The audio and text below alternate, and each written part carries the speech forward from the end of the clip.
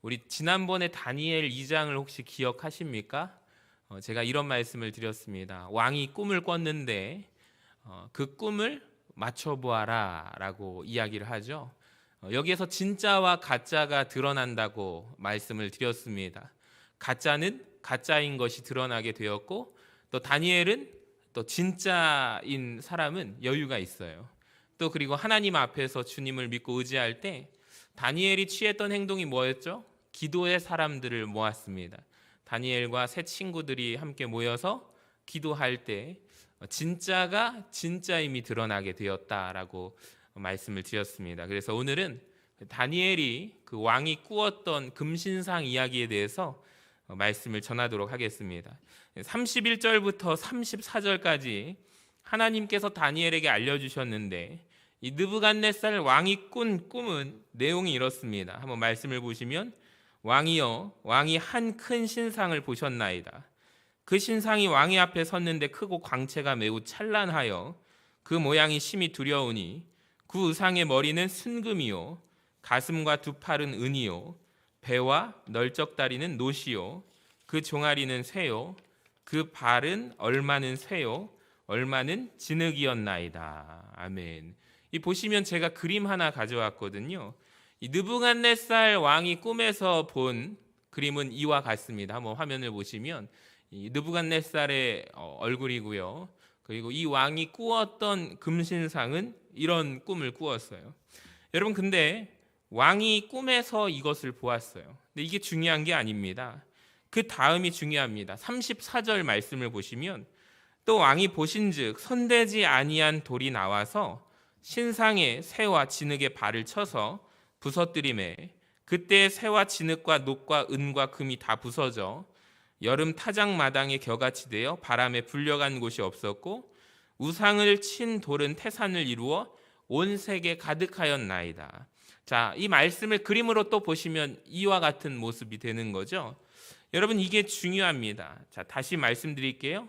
앞에 그림, 아까 전에 꿈꾸었던 금신상의 그림을 한번 보여주시면, 앞에 신상이 중요한 것이 아니라 이 말씀을 볼 때 이 금신상에 대해서 많은 목사님들이, 또 그리고 연구하시는 신학 교수님들이 많이 계십니다. 자, 그런데 우리가 초점을 맞춰서 보아야 할 것은 이 뒤에 그림이에요. 한번 그림을 보세요.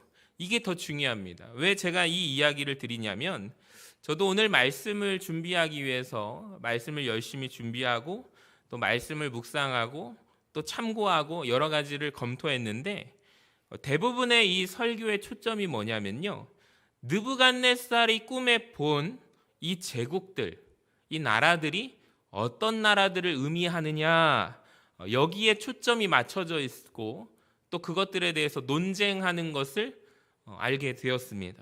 여러분도 혹시 그런 말씀을 들어보셨을 수도 있습니다. 그러니까 이미 머리에 금은 아까 전에 신상을 보여주시면 하나님이 해석해 주시기를, 다니엘은 이것은 당신입니다. 이 느부갓네살 왕을 향하여 이렇게 말하잖아요. 그러니까 당신입니다. 당신의 제국, 곧 이 금신상의 머리에는 바벨론 제국입니다. 해석을 한번 보세요. 38절 뒷부분에 보니까 다니엘이 이런 말을 하죠. 왕은 곧 그 금의 머리입니다 라고 다니엘이 말합니다. 그러니까 바벨론 제국이 금 머리가 맞아요. 그리고 39절을 보면은 왕 다음에 이어서 다른 나라들이 일어나게 될 것입니다 라고 말합니다. 여러분, 역사적으로 보면은 이 고대 근동 지방에서 바벨론 다음으로 강대국이 일어선 나라는 따라해 볼까요? 페르시아. 이 페르시아입니다. 이 페르시아 제국입니다. 그래서 은으로 상징되는 부분은 페르시아라는 나라를 의미하고 있습니다. 해석이 되죠? 여러분, 39절에 또 보면은 셋째로 또 녹 같은 나라가 일어나서 온 세계를 다스릴 것이래요.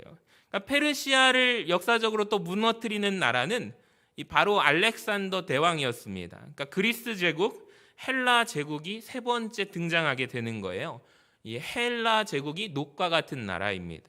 자, 40절에 보면은 넷째 나라는 강하기가 쇠 같으니, 쇠는 모든 물건을 부서뜨리고 이기는 것이라 쇠가 모든 것을 부수는 것 같이 그 나라가 문 나라를 부서뜨리고 찌을 것이며, 여러분, 그리스 헬라 제국은 또 무너뜨리고 그 나라를 딛고 일어서는 나라가 또 강력한 로마 제국 아닙니까? 여러분, 여기까지는 역사적으로 분명한 거예요. 여러분, 그러지 않습니까? 여기에까지는 모든 신학자들과 목회자들이 이견이 없어요. 근데 문제는 뭐냐면요, 금신상에 보시면 발과 발가락을 의미합니다. 얼마는 토기장이, 얼마는 쇠인, 이걸 가지고 여러 가지 해석들이 있음을 알게 되었습니다. 특별히 다니엘서는요, 종말과 관련돼 가지고 많은 분들이 이것을 무엇을 의미하느냐, 이 누구는 어떤 걸 상징하느냐 등등등 해서 종말에 관심이 많으신 분들이 특히 이 금신상의 이 발과 발가락 부분, 여기 마지막이 무엇일까에 굉장한 관심을 두고 있다라는 것을 알게 되었습니다. 여러분, 그런데 죄송합니다. 오늘 성경을 정확하게 보시면 성경의 관심이 거기에 있을까요? 없을까요? 없습니다. 성경은 각 나라가 무엇을 의미하느냐, 여러분, 여기에 관심과 초점을 두고 있지 않습니다. 그러니까 그 나라가 금으로 만들어졌든지 은과 같은 나라든지 노시로 된 나라든지 이 모든 것은 무엇이다? 신상이다라고 말하고 있는 것입니다. 그러니까 사람으로 손으로 되지 아니한 돌, 예전 개역 한글 성경에 보니까 이 사람의 손에 뜨이지 않은 돌, 뜨인 돌이 그 나라를 쳐서 무너뜨렸다라고 여기에 성경은 관심이 더 있다는 것을 저와 여러분 오늘 말씀을 통해서 바라볼 수 있기를 원합니다. 그러니까 성경의 관심이 뭐냐면요, 그 세상의 나라가 어디냐, 그 세상의 마지막 나라가 어디냐에 관심이 있는 것이 아니라, 여러분, 그 세상 나라가 사람의 손으로 만들어지지 않는 이 뜨인 돌과 같이 하나님이 세우시는 하나님의 나라에 의해서 무너진다라는 것에 성경은 더 관심이 있다는 것을 우리가 바라볼 수 있기를 원합니다. 그러니까 하나님의 초점이 무엇인지 우리가 아셔야 돼요. 여러분, 하나님이 세우시는 하나님의 나라가 더 중요한 줄로 믿으시기를 바랍니다.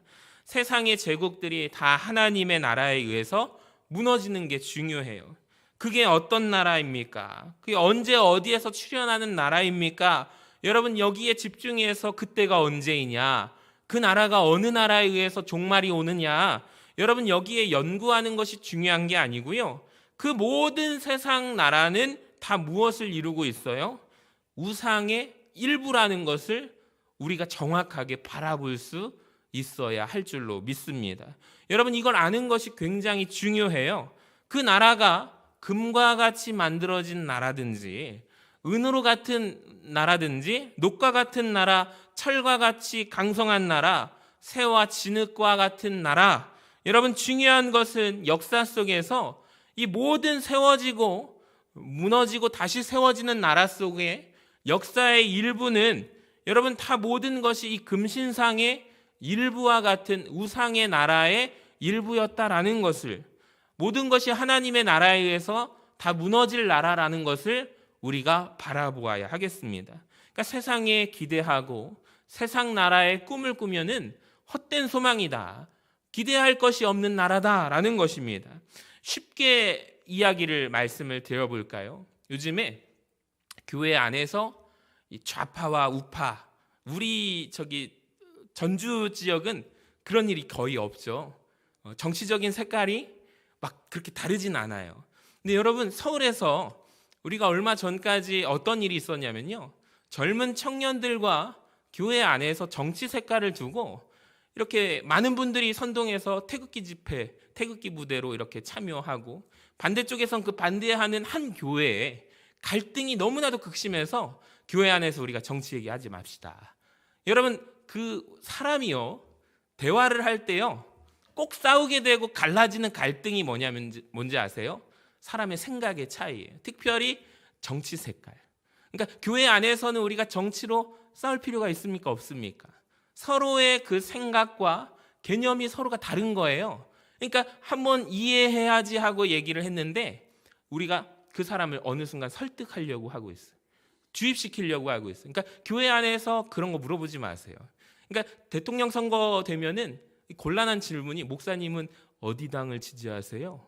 누구를 뽑으실 거예요? 그러면은 그분은 1번을 뽑기를 원하는데 제가 만약에 다른 번호를 대면은 얼마나 상처받겠어요. 그러니까 서로가 색깔이 다른 거예요. 그러니까 친미, 친중, 친일 이렇게 할 필요가 전혀 없는 거예요. 왜 그럽니까? 여러분 다 세상 나라이기 때문입니다. 그럴 필요가 없습니다. 다 이 세상 나라는 우상을 이루고 있는 그 금신상의 모습과 같은 일부를 이루고 있는 나라 아닙니까? 그러니까 어떤 정치 체제보다 어떠한 이데올로기적인 이것이 우리가 더 낫다고 내세우고 싸울 필요가 있습니까? 없습니까? 모든 세상 제국의 일부잖아요.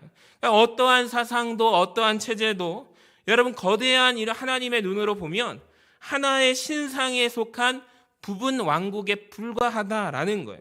그러니까 여러분 우리가 바라볼 우리가 신봉할 나라는 어떠한 나라인가? 따라합시다. 하나님 나라.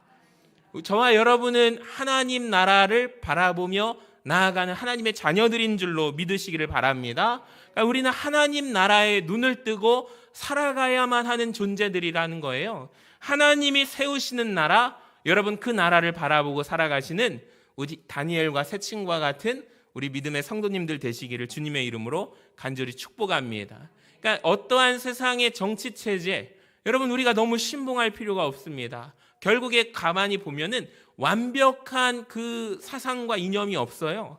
성경에 분명히 말씀드리는데 성경은 하나님과 물질, 돈을 겸하여 섬길 수 있다 없다? 없다라고 말씀하십니다. 그러니까 우리가 바라보아야 할 유일한 나라는 예수님의 나라입니다. 하나님의 나라입니다. 이 성 어거스틴이 신국이라는 책에서 어떠한 이야기를 하냐면요. 이런 말을 합니다. 사람의 결국 마지막 회심의 대상은 그의 사상이다라는 말을 했습니다. 여러분 사람의 마지막 회심의 대상은 뭐라고요? 그 사람의 사상이다, 생각이다라는 것입니다.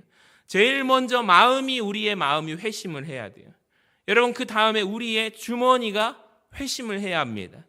근데 마지막에 끝까지 잘 안 되는 회심이 한 가지 있는데 여기까지 회심이 이루어져야 하는데 바로 그 사람의 사상이 그의 생각이 회심해야 된다. 여기까지 회심을 해야 된다라고 말합니다. 여러분 그러니까 세상 이데올로기에 우리의 마음을 빼앗기지 않기를 원합니다. 뜨인돌 나라, 이것들은 모두가 무너질 나라, 의미 없는 세상의 정치 체제들, 여러분 거기에 우리가 붙들고 여러분의 소중한 인생을 낭비하지 않기를 주님의 이름으로 간절히 축원합니다. 그러니까 우리 믿음의 성도들은 주님 나라를 위해서 충성하는 하나님의 귀하고 존귀한 자녀들이 되기를 바랍니다. 이 마지막에 느부갓네살 왕이 고백을 해요. 여러분 다니엘이 놀라운 고백을 합니다. 46절에 보니까 이에 느부갓네살이 왕이 엎드려 다니엘에게 절하고 명하여 예물과 향품을 그에게 주게 하니라. 그 다음에 보세요. 다니엘에게 이르되 너희 하나님은 참으로 모든 신들의 신이시요 모든 왕의 주제로다. 내가 능히 인물한 것을 나타내었으니 내 하나님은 또 은밀한 것을 나타내시는 이시로다. 아멘. 우리 노란 글씨만 한번 다시 읽어볼까요? 시작. 너희 하나님은 참으로 모든 신들의 신이시요 모든 왕의 주제로다. 내 하나님은 또 은밀한 것을 나타내시는 이시로다. 아멘. 여러분 세상에 다니엘이요 왕의 꿈을 해석을 해요. 여러분 놀랍지 않습니까? 누구도 맞추지 못하는 이 거짓 술사들이 가짜는 가짜로 드러나게 되잖아요. 그거는 절대로 누구 맞출 수가 없다고 거절하잖아요. 여태까지 왕 앞에서 모든 사람들이 우리가 할 수 있다고 가짜들이 판을 치고 있었는데 진짜가 드러나는 순간입니다. 얼마나 할렐루야입니까? 다니엘이 하나님께 말씀을 받아서 왕이 말하지 않은 꿈의 내용을 맞출 수가 없는 내용을 맞추게 된 거예요. 여러분 그랬더니 왕이 다니엘이 섬기는 하나님에 대해서 놀라운 고백을 하잖아요. 대단한 고백 아닙니까? 여러분 여기에 대해서 우리가 굉장히 놀랍습니다. 근데 사실 보면은 이 말씀을 계속 묵상한 가운데 어떤 생각이 들었냐면 느부갓네살 왕이 하나님을 인정했잖아요. 여러분 하나님을 믿었을까요? 하나님을 자기가 체험했나요? 아니라는 생각이 들었어요. 그러니까 다니엘을 통하여 만난 하나님을 들은 거죠. 그러니까 느부갓네살이 존중을 했지만 이후에 보시면 느부갓네살 왕이 하나님에 대해서 인정하고 그 다니엘을 통하여 하나님께서 엄청난 일을 하신 것에 대한 존중을 하지만 나중에 이 왕이요 끝까지 하나님을 믿었는가? 그러진 않아요. 저는 여기에서 많은 생각이 들었습니다. 그렇다면 느부갓네살이 2장에서 고백했던 이 고백은 무엇일까라는 생각이 들었어요. 그러면서 제가 느부갓네살이 엄청난 고백인 것 같지만 한편으로 이런 결론에 도달했습니다. 별로 대단한 고백은 아니구나. 제가 이 부분을 강조하겠습니다. 47절 우리 같이 한번 화면을 보고 같이 읽어봅니다. 너희 하나님부터 같이 읽어봐요. 시작. 너희 하나님은 참으로 모든 신들의 신이시요 모든 왕의 주제로다. 내 하나님은 또 은밀한 것을 나타내시는 이시로다. 여기 잘 보세요. 여러분, 느부갓네살이 지금 하나님을 인정을 했죠. 여러분, 그런데 이 고백은 느부갓네살 왕이 하나님을 자기의 하나님, 나의 하나님으로 받아들인 것이 아니에요. 다니엘아, 너의 하나님은 그런 분이시구나 인정하고 있는 거예요. 인정한 거에 불과합니다. 그러니까 그 고백이 틀렸다라는 것이 아니라 느부갓네살의 이 왕의 고백으로는 부족하다라는 것을 말씀드리고 싶어요. 여러분, 한번 우리의 신앙 고백에 대해서 내가 만난 하나님, 나의 진짜 신앙 고백을 한번 저마다 각 사람 개인마다 내가 만난 하나님에 대한 간증이 있지 않습니까? 이 많은 분들과 대화를 하다 보면 어떤 분은 그걸 강조하세요. 우리 집안은 대대로 믿는 집안이에요. 그래서 당신은 어떻게 하나님을 만났습니까? 라고 물어보면 자기 얘기를 하는 게 아니라 가정을 자랑을 하세요. 우리 할아버지는 장로님이시고 우리 아버지도 장로님이시고 나는 장로님 아들입니다 라고 말하는 분들도 봤고요. 그러니까 자기의 신앙 고백이기보다 여러분, 그러니까 누군가가 여러분에게 당신이 만난 하나님에 대해서 우리가 말을 할 수 있어야 돼요. 나의 간증이 있어야 돼요. 여러분, 그럴 때는 누군가 물어보면 내가 만난 하나님에 대해서 전하시기를 바랍니다. 아멘. 근데 많은 분들이요, 당신이 만난 하나님은 어떤 분이십니까? 라는 이 질문에 대답하지 못하고 가정을 자랑하고 우리 아버지가 목사님이십니다. 저 목사 아들입니다. 이렇게 자랑하는 분들이 많다라는 거예요. 여러분, 이거는 올바른 신앙 고백이 아닙니다. 여러분, 맞지 않습니까? 우리가 그 여름 성경학교 여름 수련회를 하면서 교사들이 간절히 기도하는 제목이 있어요. 뭐예요? 우리 자녀들이 내가 만난 하나님, 2023년 여름에 우리 학생들이 하나님 만나게 하여 주시옵소서 기도하잖아요. 여러분, 그 기도를 가지고 여름 성경학교 여름 성경 수련회를 준비하거든요. 그러니까 아이들이 만나야 돼요. 학생들이 만나야 돼요. 하나님을 만나면, 예수님을 만나면 그 인생이 변화되고 뒤집어지게 되어 있잖아요. 그러니까 우리가 그 간증이 있어야 할 줄로 믿습니다. 그러니까 진짜 신앙 고백은 뭐냐면 내가 만난 하나님, 나에게 주관적인 하나님, 성경에 오늘 말씀하시는 이 객관적인 하나님이 나의 하나님이 되는가라는 질문 앞에 우리가 서야 한다라는 것입니다. 내가 하나님을 인정하고 하나님을 내 하나님으로 고백하고 하나님의 주권적인 체험과 신앙의 고백이 있는 것, 여러분, 이것이 신앙 아닙니까? 그러니까 여러분의 하나님은 어떤 하나님이십니까? 내 하나님에 대해서 내 하나님은 위대하신 분, 내 하나님은 놀라우신 분, 내 하나님은 은밀한 일을 보이시는구나. 여러분, 이 고백이 나오기 전까지 우리가 교회를 나오고 예수를 믿지만 진짜 하나님의 사람은 아니다라는 거죠. 이 시대 많은 교회에서 많은 성도들이 목회자가 전하는 설교를 통하여 목사님의 하나님만을 받아들이고 있다라는 거예요. 내가 하나님 만나야 되는데, 내가 하나님을 오늘 이 밤에 만나고 주님을 만나야 되는데 만나진 않고 목사님이 전하는 예수 듣고만 돌아간다라는 것이죠. 여러분, 이것이 느부갓네살이 가진 신앙의 한계다라는 거예요. 여러분, 우리는 다니엘 2장을 보면서 여기에 머무르는 신앙의 인생이 아니라 다니엘과 같이 간증하는 인생이 되시기를 주님의 이름으로 간절히 축원합니다. 너의 하나님, 그의 하나님, 아버지의 하나님, 어머니의 하나님, 여러분, 이것이 무슨 소용이 있습니까? 나는 나의 하나님이 이런 분이시라고, 하나님이 내 하나님이시라고, 내 아버지와 어머니가 섬기던 하나님이 내 인생의 어느 순간에 내 하나님이 되셨다고 고백하는 인생 되어지기를 주님의 이름으로 간절히 축복합니다. 내가 다녔던 교회 목사님이 섬기고 경험했던 그 하나님이 언젠가부터 내 인생 가운데 내 하나님이 되셨다라고 간증하는 삶이 되기를 주님의 이름으로 간절히 축복합니다. 그래서 우리는 오늘 말씀을 보면서 느부갓네살 왕이 했던 이 고백에 머무르는 신앙인들이 아니라 우리는 더욱더 다니엘처럼 나아가야 할 줄로 믿습니다. 그래서 오늘 결단할 때 이 찬양 부르기를 원하는데요. 내가 주인 삼은 내 모든 것 내려놓고 내 주님 앞에 나아갈 때 내가 사랑했던 모든 것을 내려놓고 누구만을 사랑하리라? 주님만을 사랑하리라. 여러분 결단하며 나아가는 우리 모두가 되기를 원합니다. 주 사랑 거친 풍랑에도 잠잠케 하시는 분, 주 사람 내 영혼의 반석 그 사랑 위에 서리. 사랑하는 여러분, 오늘 믿음의 결단이 우리 안에, 저와 여러분 안에 넘쳐나게 되기를 주님의 이름으로 간절히 축복합니다. 그래서 그분의 하나님이 아니라, 당신의 하나님이 아니라, 따라합시다. 하나님이 내 하나님이십니다. 여러분, 우리가 그 고백으로 나아갈 수 있기를 주님의 이름으로 간절히 축원합니다.